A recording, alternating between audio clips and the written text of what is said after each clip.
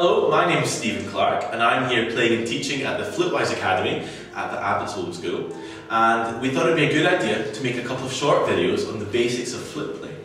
And so this morning I'm going to make a short video on how we put our flute together. I see lots and lots of people every single week putting their flute together the wrong way, and by that I mean just in a way that might damage the instrument, and we've got to be really careful and look after our flutes after all. So this is my way of putting my instrument together. First things first, it sounds very simple, but make sure you have your case the right way up, because I've seen many people open their case and the flute falls straight out onto the floor. The first thing I do is I take out my main body, the big middle bit of the flute, and I'm very careful the whole time that I don't hold it by the keywork, because that is the most fragile bit of the instrument. So I hold my main body up here at the top, where the brand of your flute will be on the main body. It's called the barrel. And then the first piece I put on is the foot joint.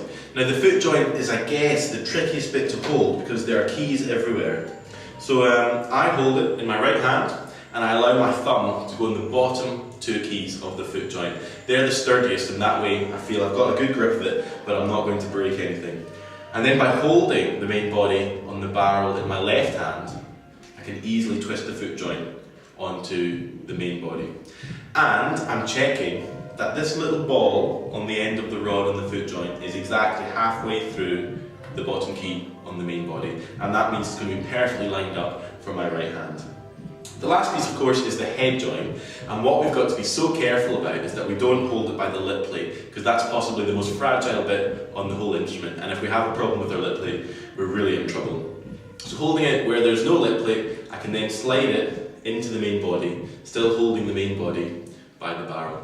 And the last thing I do is I look down the top, line down the keys to make sure that they're in a perfect straight line with the blowhole, and that way I know my flute's completely put together safely and perfectly, and everything's lined up and ready to play.